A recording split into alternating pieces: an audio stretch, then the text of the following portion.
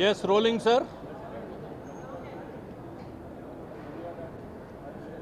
ಮಾನ್ಯ ಪತ್ರಿಕಾ ಬಂಧುಗಳೇ, ಸದನ ನಡೆಯುತ್ತಾ ಇರತಕ್ಕಂಥ ಸಂದರ್ಭದಲ್ಲಿ ರಾಜ್ಯದಲ್ಲಿ 3 ವ್ಯಕ್ತಿಗಳನ್ನು ಕಗ್ಗೊಲೆ ಮಾಡಿದೆ ಈ ಸರ್ಕಾರ.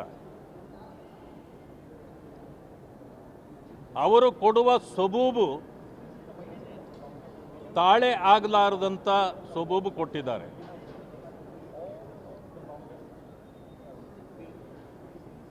ಇವತ್ತು ಮೈನಾರಿಟಿ ಅಂತೇಳಿ ಮಾತಾಡ್ತಾರೆ. ಅದೇ ಕ್ರಿಶ್ಚಿಯನ್ ಸಮಾಜಕ್ಕೆ ಸೇರಿರ್ತಕ್ಕಂಥ 3ರನ್ನ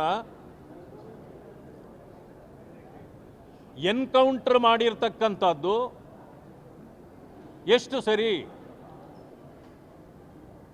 ಎರಡನೇ ವಿಷಯ ಏನಂತಂದರೆ, ಇದರಲ್ಲಿ ಆ ಪ್ರಾಂತ್ಯದ ಎಲ್ಲ ಜನರು ಹೇಳಿದ್ದಾರೆ, ಅವರು ಸಭ್ಯರು. ಬಹುದಿನಗಳ ಕಾಲ ಅರಣ್ಯಾಧಿಕಾರಿಗಳಿಗೂ ಅವ್ರಿಗೂ ಟಜಲ್ ನಡೀತಿತ್ತು. ಆದ್ದರಿಂದ ಅವರನ್ನು ಎನ್ಕೌಂಟರ್ ಮಾಡಿದ್ದಾರೆ ಅಂತಕ್ಕಂಥದ್ದನ್ನು ಅಲ್ಲಿಯ ಜನರೇ ಇವತ್ತು ಹೇಳ್ತಿದ್ದಾರೆ.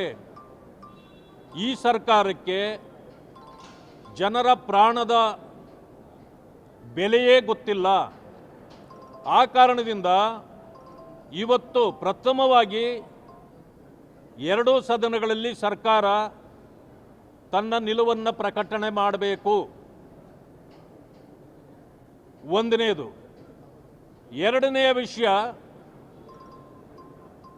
ಸಚಿವರಾಗಿರ್ತಕ್ಕಂಥ ನಾಗೇಂದ್ರ ಅವರು ವಾಲ್ಮೀಕಿ ನಿಗಮದಲ್ಲಿ 187 ಕೋಟಿ ನುಂಗಿದ ವ್ಯಕ್ತಿಯನ್ನೇ ಇನ್ನೂ ನ್ಯಾಯಾಲಯದಲ್ಲಿ ಕೇಸು ಪೆಂಡಿಂಗ್ ಇರುವಾಗಲೇ